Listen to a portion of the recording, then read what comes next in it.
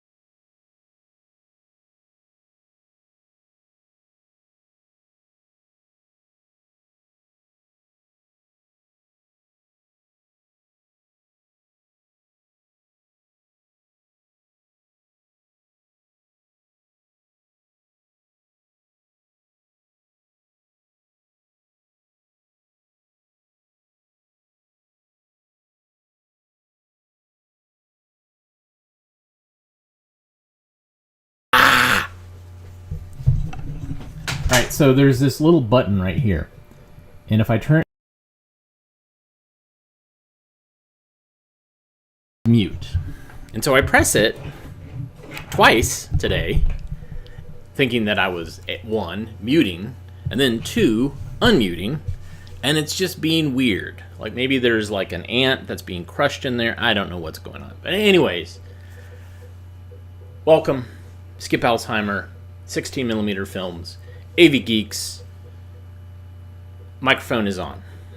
I can tell. I see it. Anyways, all this talk about my voice makes me want to talk about your voice. Enjoy. Distinctive sounds.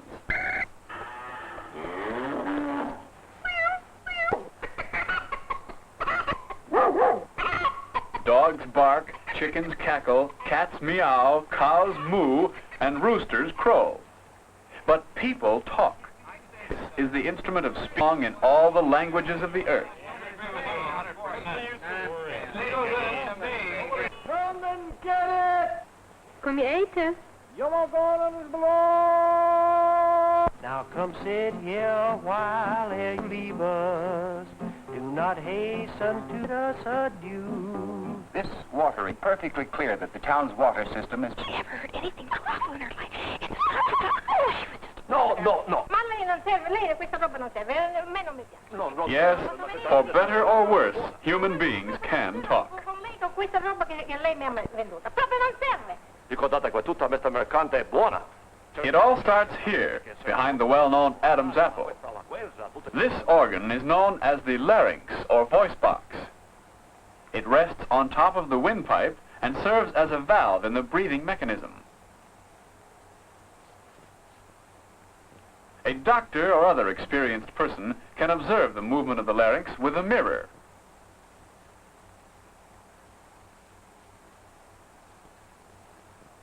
During breathing, the larynx lies relaxed and open.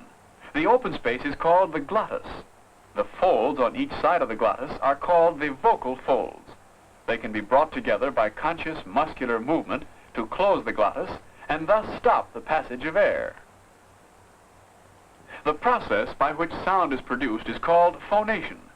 Breath vibrates the partly closed folds and sets up sound waves. This is phonation. Since the breath is the source of energy for producing the sound, control of respiration is essential to good voice production. You know that when you breathe in, air goes through the larynx, down the windpipe or trachea, and through the bronchial tubes and into the lungs. When you breathe out, the direction is reversed. But did you know that the lungs themselves cannot breathe air without other help? They can only hold air.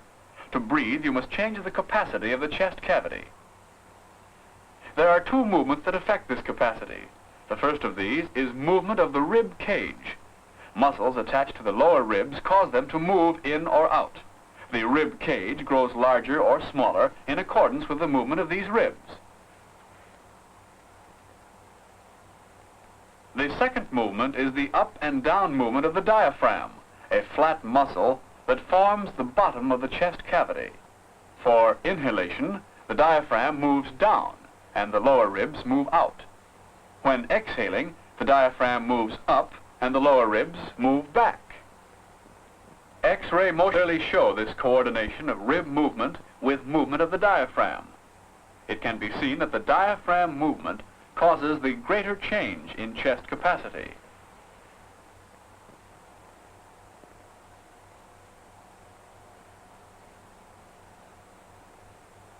Violent exercise, excitement, anything that affects your breathing will affect your voice too. Full control of this breathing mechanism is essential to good voice production. Everyone knows how hard it is to... This is because the muscles of the breathing mechanism are no longer under conscious control.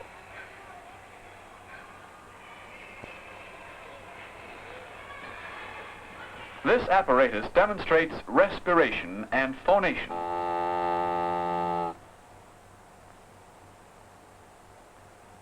This reed represents the vocal folds. The The bellows represent the lungs. Resonance can enhance this sound. Different resonators modify the sounds. The human head is a remarkable resonator which can change tone at will by moving the tongue and the jaw. A, E, I, O, U. It is in this way that we make all the vowel sounds of language and song.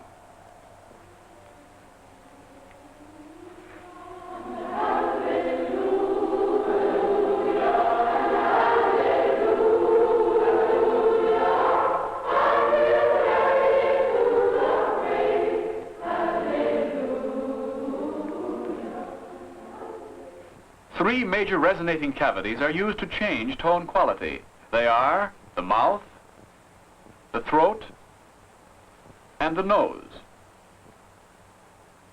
Muscles like those of the lips, tongue, and jaw change the shape of these cavities to produce the vowel sounds.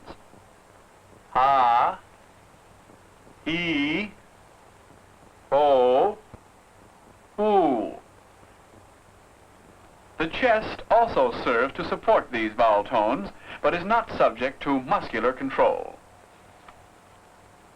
One more element is necessary to produce speech. This is articulation, which makes the consonant sounds. The parts of the speech mechanism used in articulation are the lips, the teeth, the tip of the tongue, the base of the tongue, the hard palate, and the soft palate. Here are the sounds of ba, va, da, and ga. Ba, va, da, ga. And now again.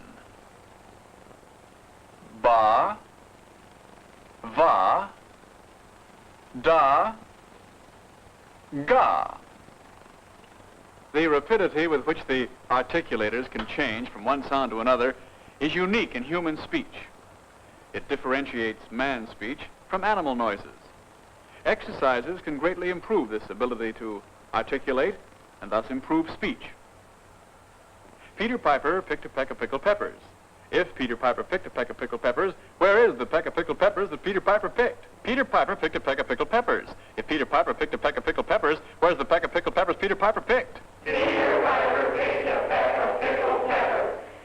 of pickled peppers. In this speech improvement program, such aids as tooth props and oscilloscopes can help perfect the four elements of voice production.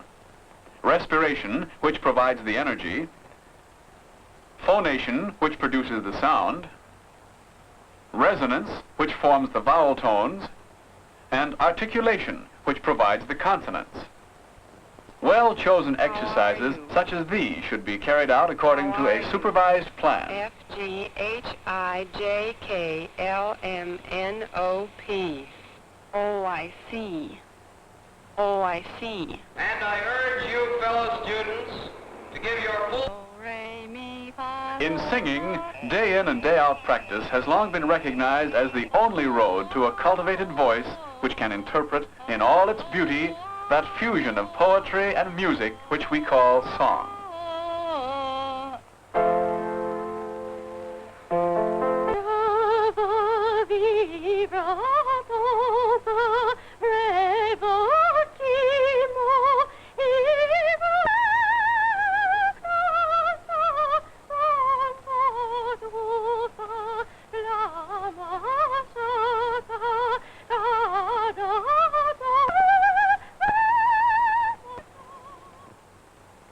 From earliest childhood, the voice is our most direct means of communicating ideas and emotions.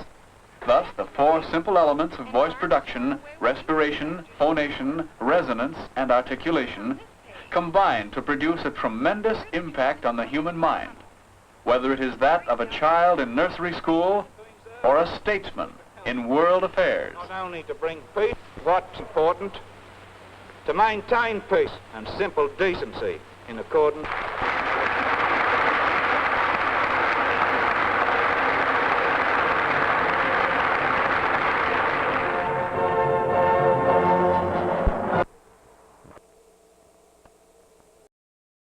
That was great.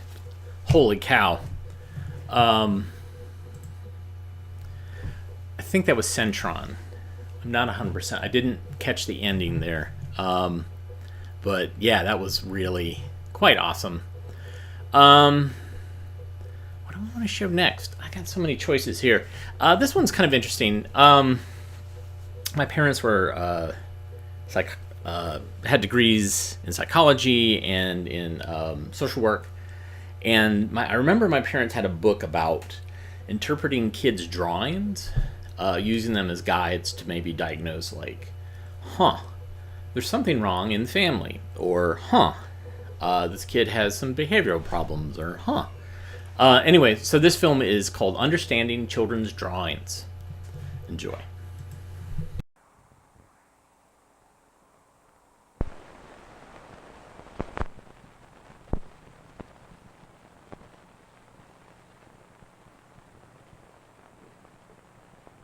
Play, we find their drawings.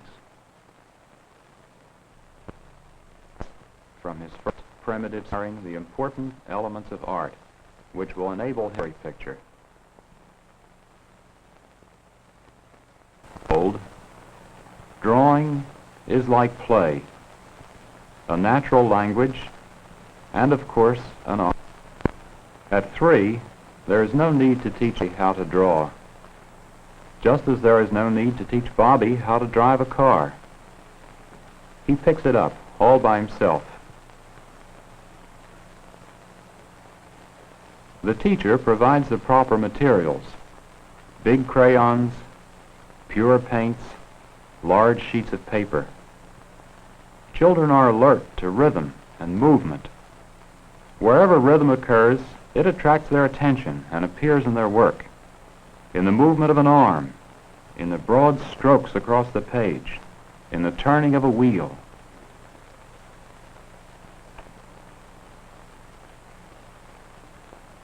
They are quick to respond to any rhythmic movement, even of things they do not understand.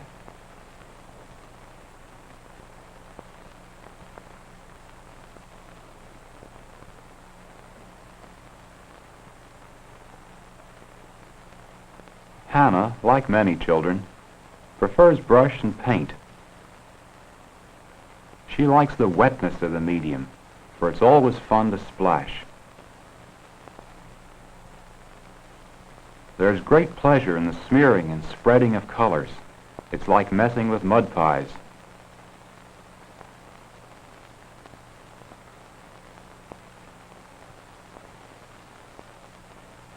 If we ask Hannah for the meaning of her painting, she is not yet able to tell us. Her painting simply indicates that she is healthy and alive, alert to the rhythm of movement and enjoying the splash of colors.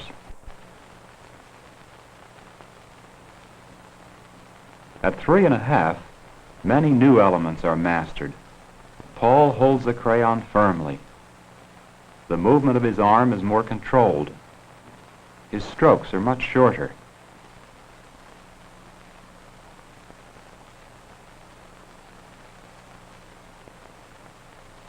There is something definite on his mind, something he must express.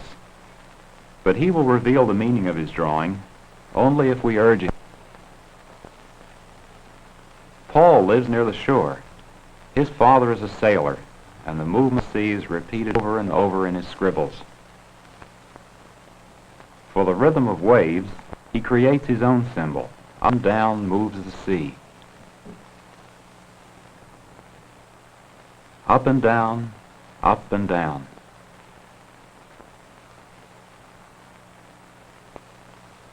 Once the sea was stormy, and his father's boat in great danger.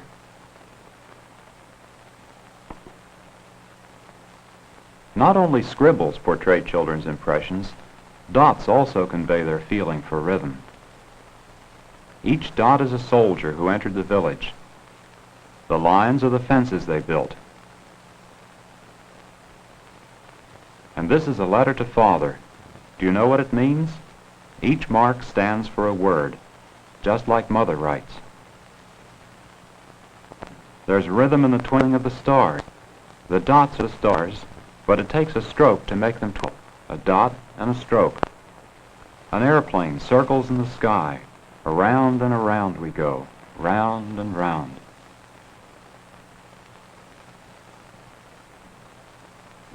There's also rhythm and excitement in flowers growing in the field.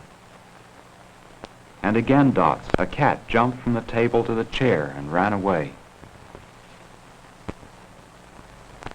About the age of 4, there's a turning point in the child's development. She suddenly begins to organize her lines and relate to the page as a whole. A design is created.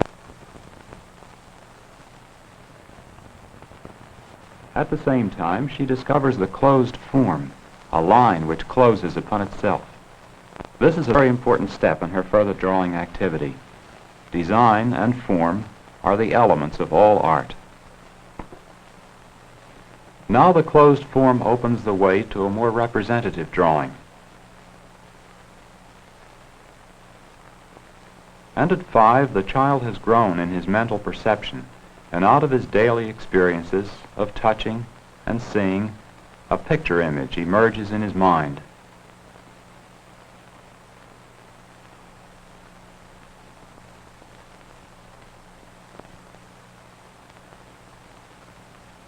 Drawing is now his most natural language, for it transfers directly the picture in his mind to the paper.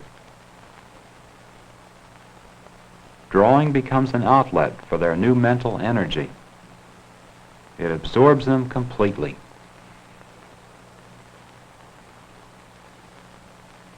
The image of a tree is clear in Tessa's mind. Therefore, we can more easily identify her drawing.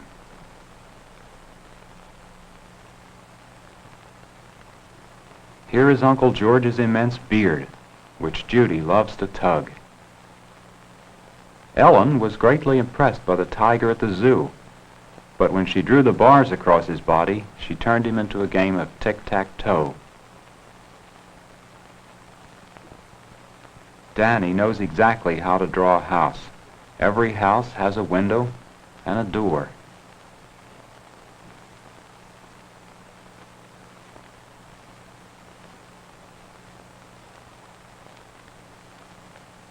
Here live his uncle and aunt, whom he visits every Sunday. Because drawing now fulfills the purpose of a language, some pictures, like some words, become dry and stereotyped, but they really to Danny.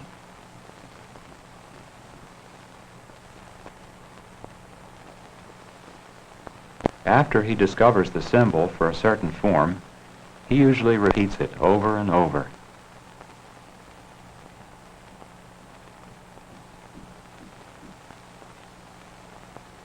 He draws the outline of the house because it is in the outline that the element of rhythm is clearest.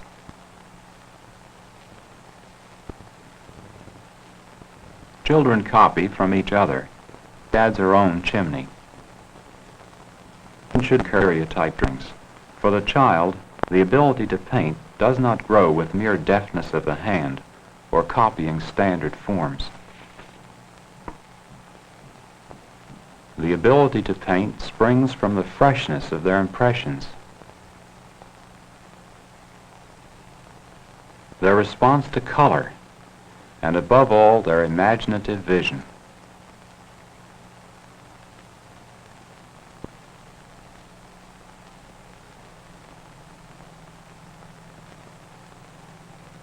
Karen chooses her colors with great care.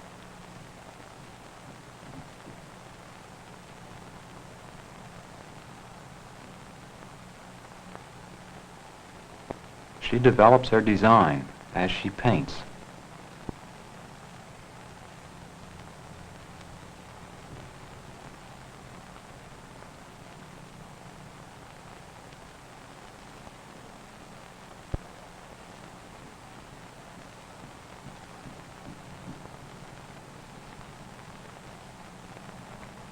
Her paintings are distinguished by a deep sensitivity to color and to balance.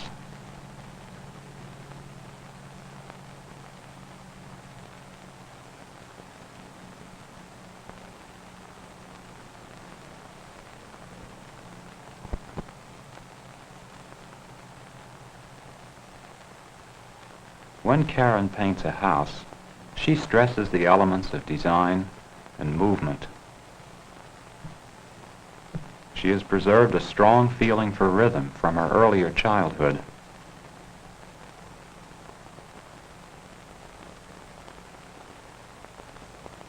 Marcia now controls a variety of forms, and by relating the house, the man, and the sun upon a single plane, she composes a story picture. It's a long way the child travels between 3 and 5, from the aimless primitive scribble to the conscious perception of form and design, and emerges with a composed picture story.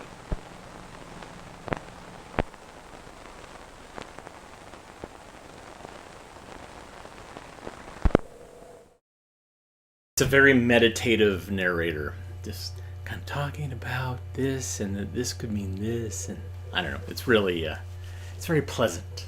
Sit and sip my delicious coffee, and talk about all the kids' problems as being relayed through their drawings. Let's see, what do we got here? What do we got? Let's learn the story of Johnny Rose. It starts off really weird. It's very strange. So here we go. Enjoy.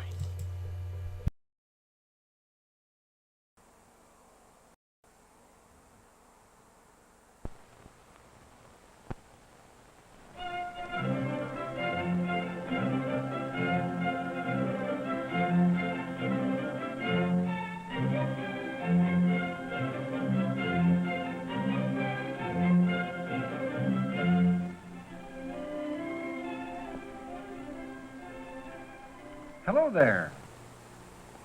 Hey, wait a minute. Where are you?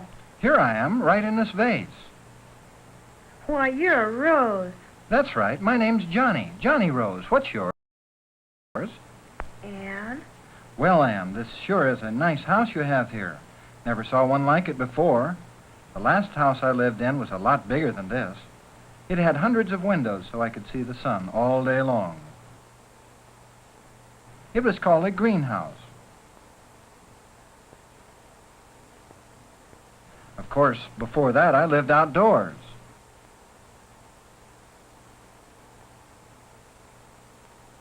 Here I am on the ranch where I was raised, in Alameda County, California. Lots of interesting things go on here. You should have seen the fuss they made getting ready for me.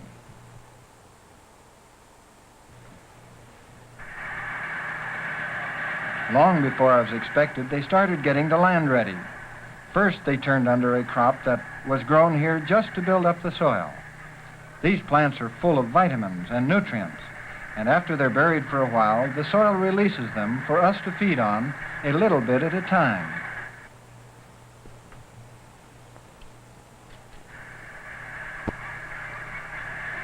Here they're subsoiling a field. A long chisel is pulled through the soil to a depth of about 25 inches. You know, many heavy pieces of equipment must run over the soil for rose production. This compacts the soil so that it's difficult for air and water to penetrate and for our roots to grow. It takes a lot of power to do this. It takes 2 big tractors to pull this ripper through the soil.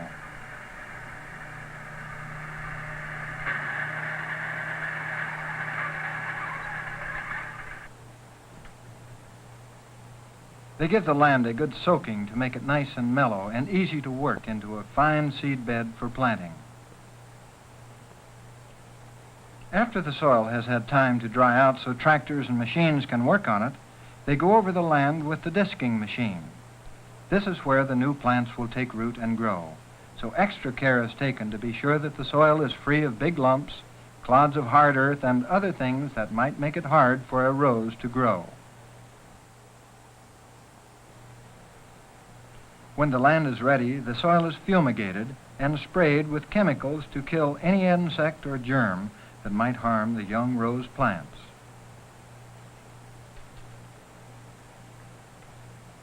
What's that machine doing? This machine puts down long strips of paper to protect the seed bed. It keeps the sun out and holds soil moisture in. Of course, without the sun, weeds can't grow, so the seed bed stays neat and clean until it's planted with rootstock. After the paper strips are laid, the field is furrowed out so that it's all ready for planting and irrigating.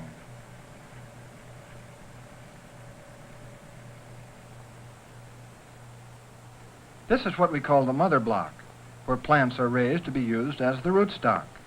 My mother's in this picture, but it's awfully hard to point her out. If you've ever tried to find your mother in her old class picture, then you know exactly what I mean. Yes, I know. All the plants growing here are a species variety, flowers that were wild originally. Species varieties are used to provide rootstock for hybrid varieties because their roots are strong and healthy. My rootstock, or mother's name, is called Maneti. It is used for greenhouse roses because it makes big, strong plants for lots of flower production all year round. In the fall, men go into the field with sharp clippers to select the healthy, full-grown canes. These canes would then provide the rootstock. The plants let the workers know it's time for cutting by letting a few leaves drop to the ground.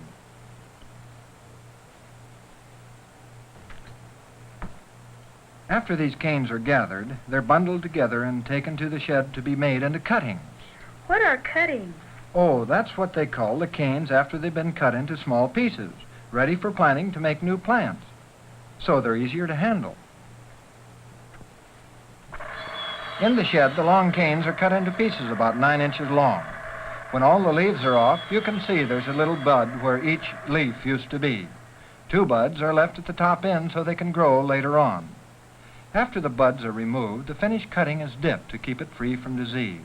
Certain amounts of these cuttings are wrapped together into one big bundle for easy handling. Each will provide rootstock for about 200 new rose plants. I didn't know they kept you so busy. This is only the beginning. The planters take bundles of prepared cuttings and move along the rows, sticking them into the seed bed. The holes in the paper make it easy to space the plants. There I am. From those 2 buds, new growth will sprout as the cutting begins to put roots down into the soil. Water is the lifeblood of any crop, including roses. As soon as the planting is completed, we get a long drink of water from the irrigation pipes. While the grower and his crew always take good care of us, they keep special watch for the next 5 or 6 months to prevent anything that might hurt us. Life is full of hazards for any growing thing, and this is especially true for roses. Weeds could grow up around us and choke us, or maybe the greedy things would take all the nourishment we roses need. Besides weeds, there's a form of mildew that attacks roses, and, of course, roses make a very tasty dish for aphids and other creepy-crawly things.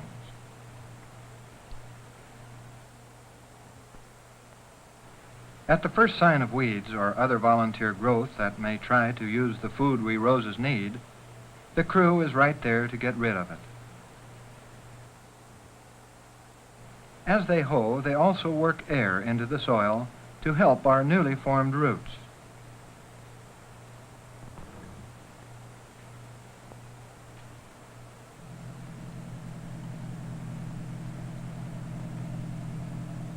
Frequent cultivation keeps the soil loose and workable and makes it easier for the fertilizer, water, and air to get to our roots.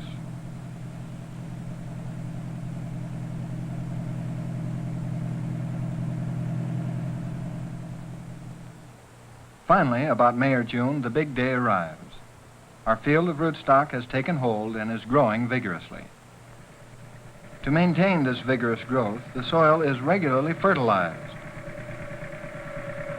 Now we're sturdy and just about strong enough for budding.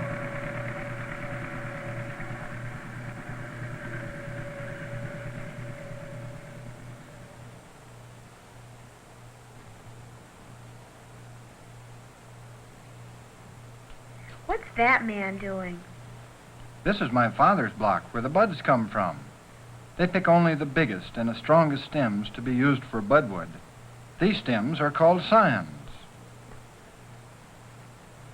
When the scions get to the shed, the girls cut the leaves and remove all the thorns, leaving the eyes or buds. After it has been budded into the rootstock, each of these buds will grow the hybrid rose as you know it.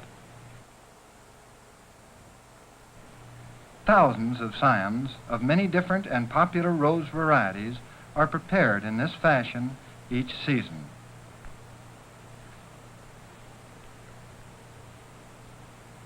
This is the bundle my father was in. You see how carefully they wrap them and keep dunking them in that big tub of water? That's so the scion won't dry out and lose vitality. Everyone is so careful with us. See all those layers of newspaper? That'll help keep the moisture in and will also help to keep us from being bumped or jostled too much. There I am, labeled and all ready to go. Out in the field, everything's ready for the big operation. The crews have their knives, rubber bands, and bundles of budwood.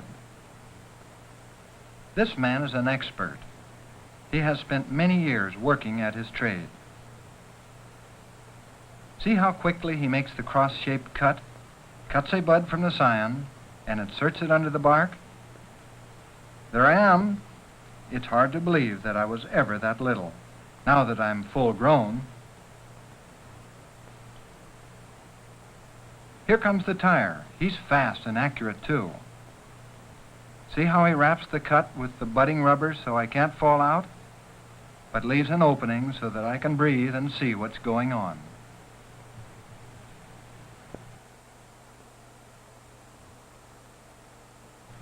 They let us rest for about a month. We get nourishment from the rootstock and begin to grow. By the time we've grown to the rootstock, they come around and cut the rubber bands off. It must have been a relief to get that tight thing off. It sure is. And now that we're growing so well, they break the tops of the rootstock and bend them over to one side so we'll get more sunshine. We get more food that way, too. With all that sun and food, we really get going. Why, before I knew it, I wasn't just a little sprout anymore, but I was on my way to become a full-grown adult plant.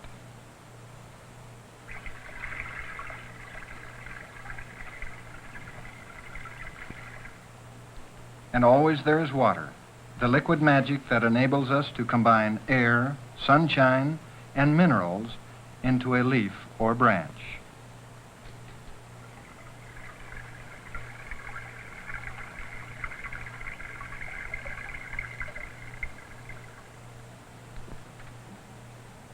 When I was 9 inches tall, our grower decided we could do without those bent-over tops.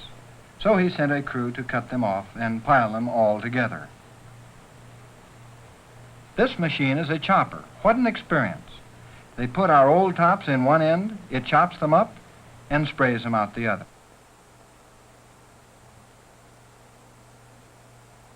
Now we're what you might call teenagers, and, of course, we Roses were busy getting acquainted. Our family took up a whole row. Carol Amling lived next door. Snow White was in our block, too. Fay Ann and Rosemary were next-door neighbors. They were both special friends of Goldilocks, who lived across the road, but she and I only had a nodding acquaintance. We didn't have much time to socialize, though. Once our boss, the grower, got going, he really kept us hopping. Was there always something going on? Oh, my, yes. If they weren't cultivating, then they were hoeing around us, fighting the weeds. Every now and then, we'd get a drink of water. What are they doing to you now? This was not one of our favorite experiences. It's more than a little bit stifling to be dusted with chemicals and insecticides. It's pretty scary, too. That thing roars by too loud and too close for comfort. We just hold our breath and bear it. Finally, we're ready to take our first step towards the big glass houses. There's excitement in the air when the big day arrives. First, they take off all our tops. They have a machine that takes everything taller than 14 inches right off. We don't need that anymore, and besides, it would get in the way while we're traveling. After the topper has finished, this big tractor comes by. It has a special U-shaped blade that sticks down into the soil 18 inches.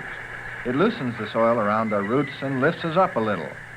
That way, we don't have to get tugged or pulled from our bed, but just picked up. Behind the tractor come the men who take us out of the soil and pack us in bundles and tie them up. They leave the bundles on the ground, and the next workers pick us up and put us in the truck for the trip. Even though we don't have far to go, it's very exciting. We've never been out of our nursery fields before, and we've never been for a ride in a truck. Where are you going now? We're going to the warehouse. There's another crew waiting for us there. They take us off the truck and stack us up inside.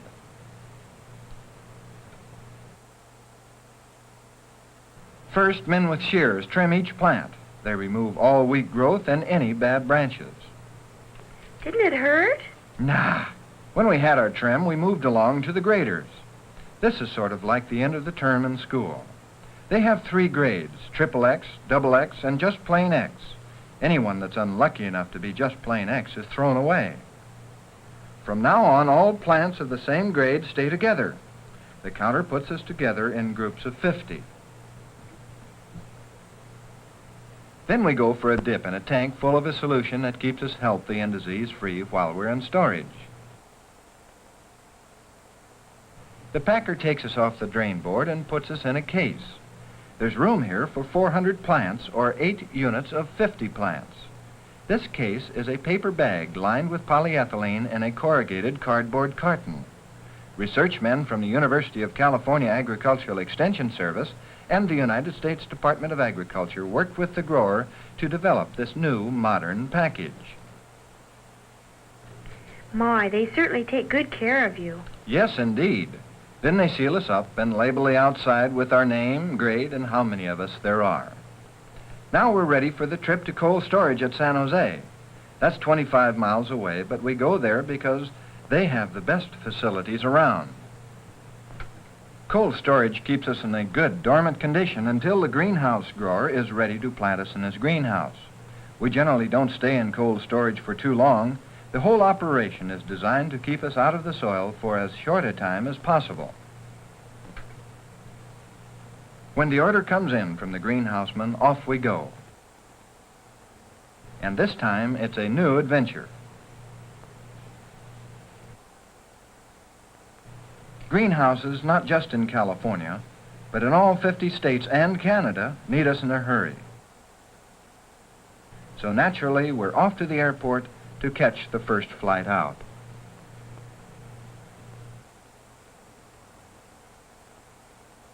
The airport is always a busy place. Buses and cars arrive one after the other with passengers for the great airplanes. Trucks come and go, picking up and delivering perishable air freight. We were delivered to the freight dock and rushed aboard our plane, which was ready and waiting. As VIPs, that's very important passengers, naturally we received the special care and attention of the airline's crew. Before you could say Jack Robinson, we were all loaded up and ready to go.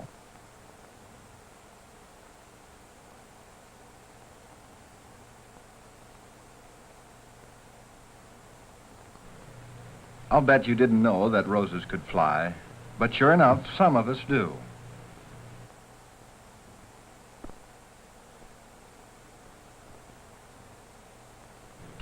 So this was your house with hundreds of windows. Yep, that's it. This is the greenhouse. As soon as we arrive, the nurseryman unpacks us. We are all ready for planting, thanks to the special care that we receive from our grower all during our life. We made the trip and arrived in top-notch shape. Immediately after unpacking, we were popped into nice warm beds and waited on hand and foot until we were ready for the florist. You see, we were grown especially for this greenhouse, so naturally we're treated differently than garden roses. Since we are of such healthy stock, and since we are grown in greenhouses under ideal conditions, the bushes produce fine, long-stemmed, beautiful roses like me. When your father bought us this afternoon at the florist, we certainly were excited. Of course, I've traveled by truck and by airplane too, but I'd never been in a car. None of the other flowers had been in someone's home either, and they all said things like, good luck and have a nice trip. We did have a pleasant trip, Anne, and I must say I'm glad to be here.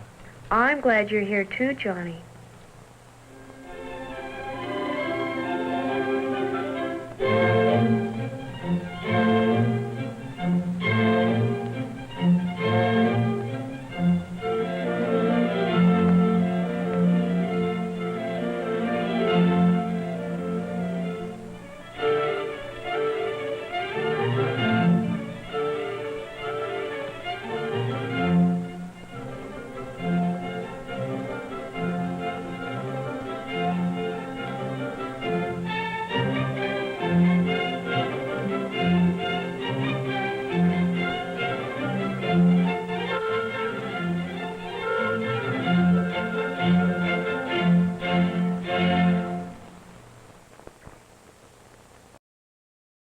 A sentient rose?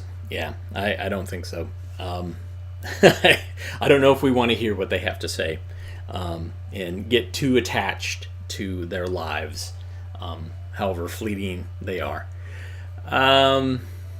Beautiful footage, though. Beautiful farming footage. And kind of a wacky story. But we've seen this before. We've seen this trope before of like this narration, so there's not sync sound, and then this kid is introduced to this concept and it's being explained to them by this talking whatever. So anyways, let's watch some animation. This is about Prometheus. Enjoy.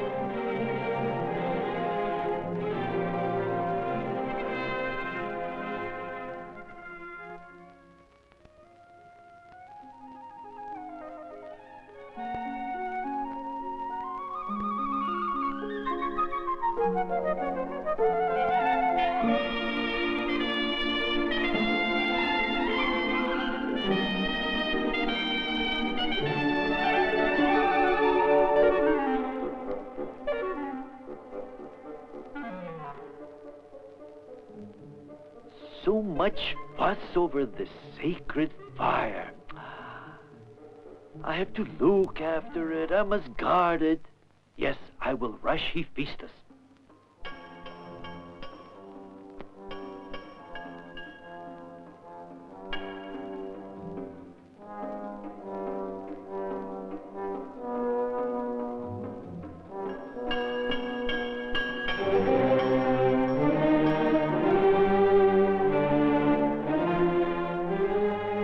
Look, my friend, what I've brought you.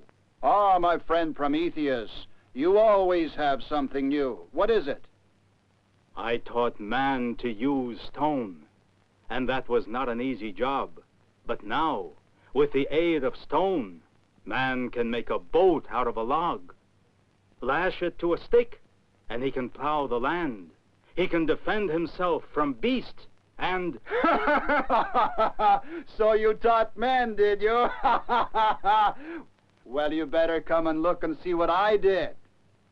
The sacred fire of the almighty Zeus will have a reliable guard. What a monster that is. What are you wasting your talents on, my friend? If you only knew how they need Zeus's fire down there. Who needs it there? The people. It would warm their land. It would fire their hearts. It would illuminate their thoughts. Talking about people again. I just came from there.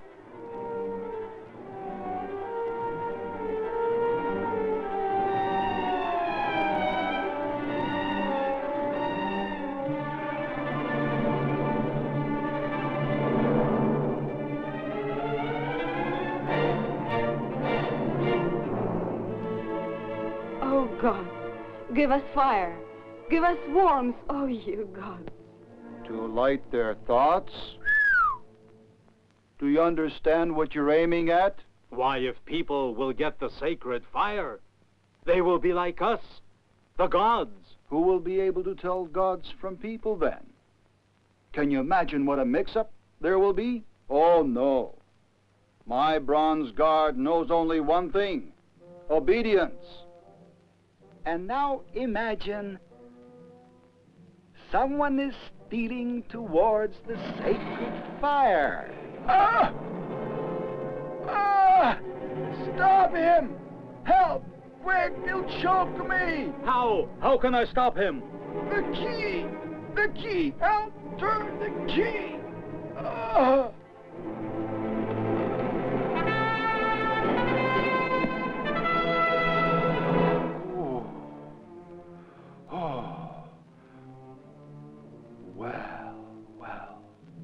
Did you see that? You certainly are remarkable, my friend. Oh.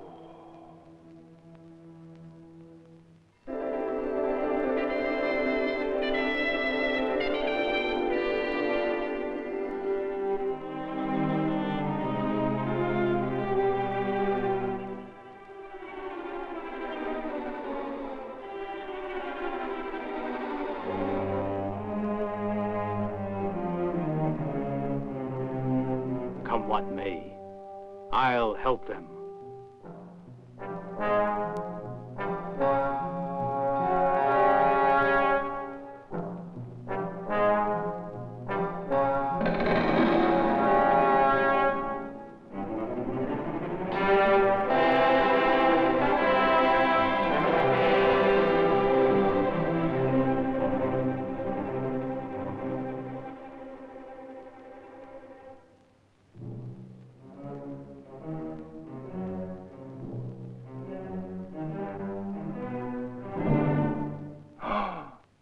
It can't be. Prometheus. No one else. Prometheus. No one else. Quiet. Quiet.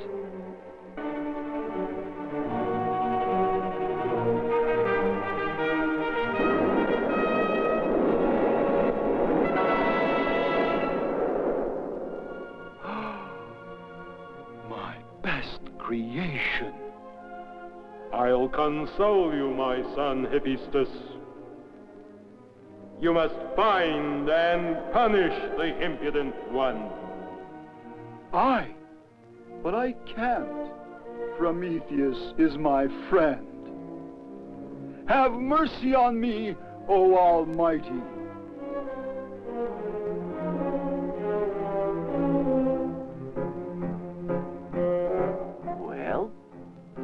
What's the matter? You can't make up your mind? Be careful, Master. The gods are powerful. Do you remember how they once threw you off Mount Olympus? You're still limping.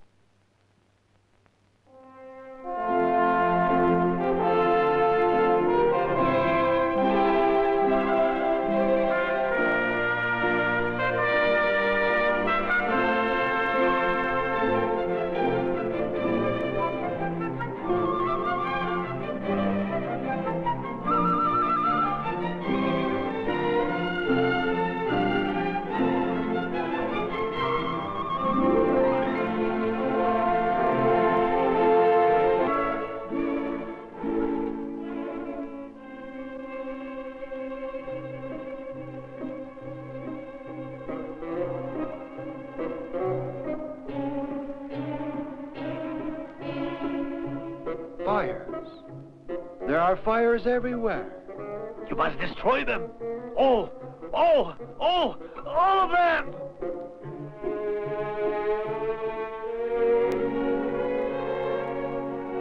And who is that? Hmm? A goddess. Oh.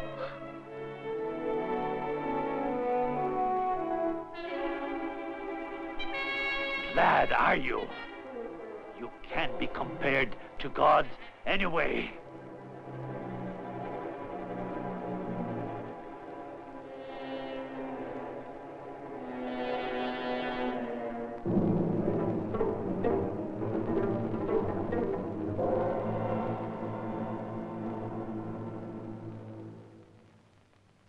I want to find Prometheus, to talk to him. You can't do anything with him now. Some time must pass. I will not be Prometheus's hangman. Ah, calm down. Your friend is not as simple as you think. As long as he has even a tiny flame of the sacred fire left, he's invulnerable. Is that right? Huh. I didn't know. That's why he's brave. Ha ha. I know people of that sort. Deeds? Oh, yes. But they think only of themselves. Ah! Another fire! Look! Another!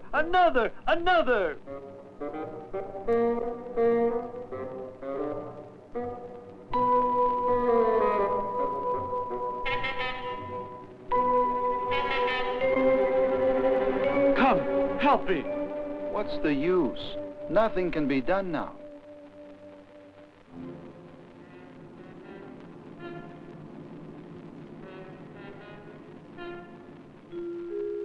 Oh, almighty Zeus, all is lost.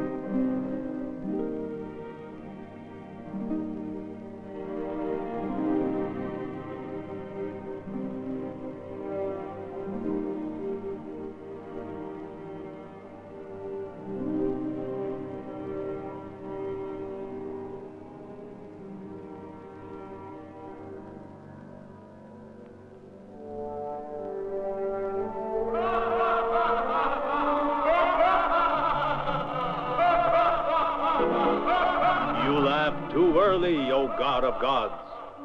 While I live, there will be fire on this earth.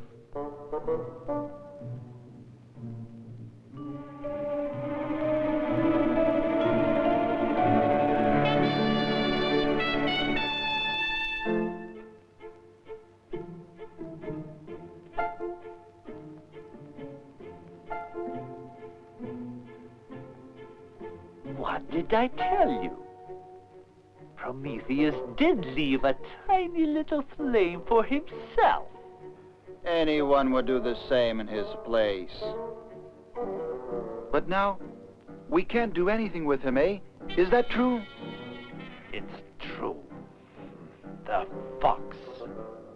He foresaw all.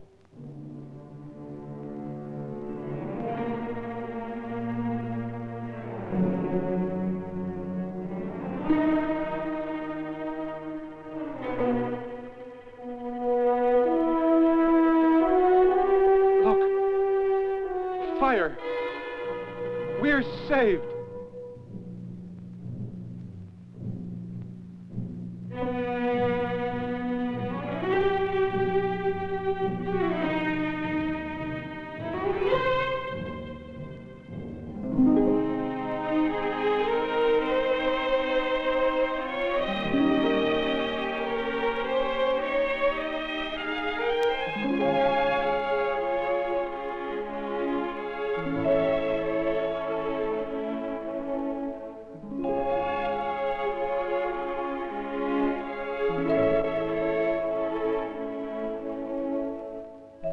on, family of man.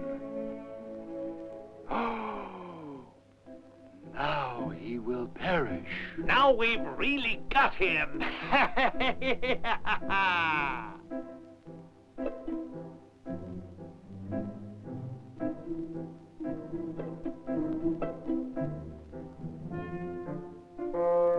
Well, who won?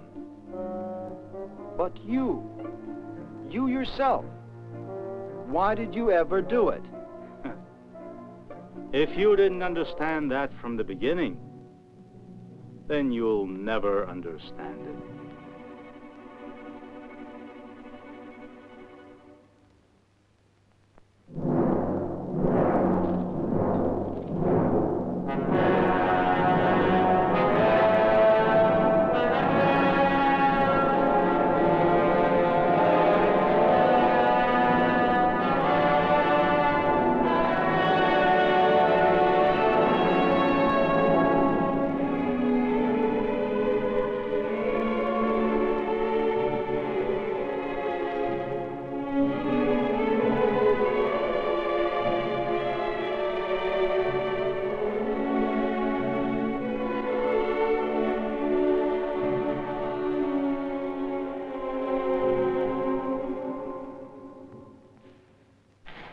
Forgive me, friend Prometheus. I didn't want to do it. They forced me. That is the will of Zeus. That is the will of Zeus. I prefer being chained to the mountain like this than being a slave to Zeus.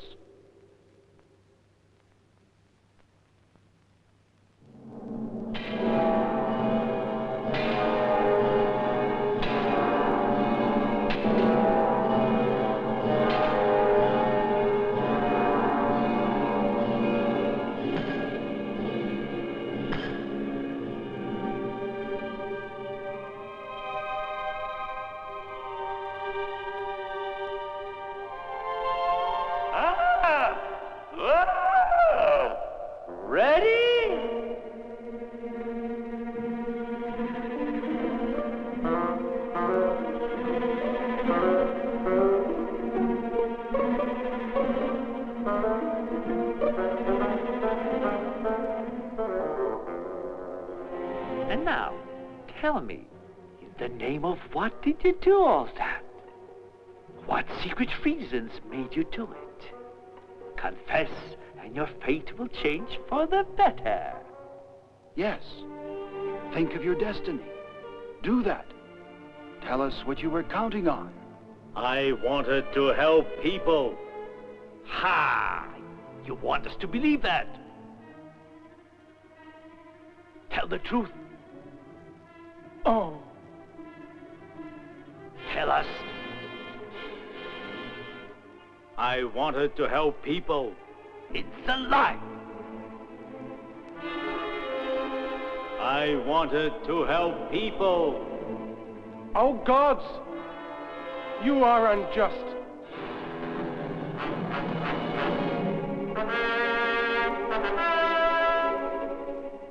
Confess, and your fate will change for the better. You wouldn't understand. Why not? It's very simple. Just say, I'm guilty, I wanted power, force, might, and anyone will understand you. I wanted to help people. It's very simple, but you wouldn't understand that.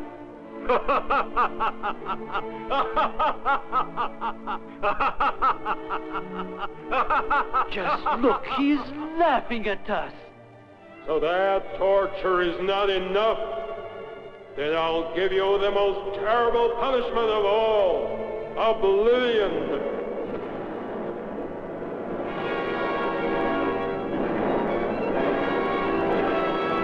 I wanted to help the people, and I helped them. There. Prometheus is no more, and he never has been. Don't leave me. Take care of me. The fire speaks. His fire.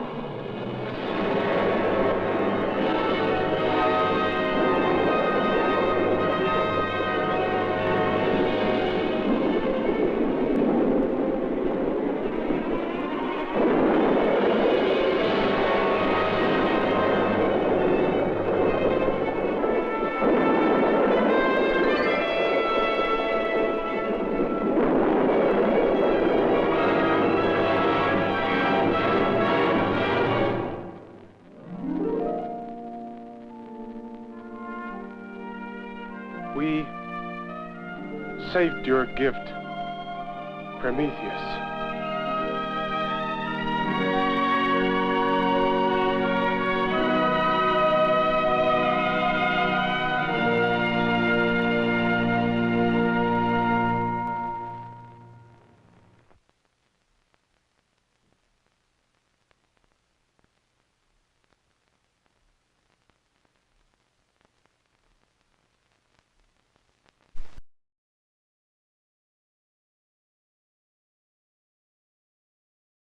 That was kind of cool.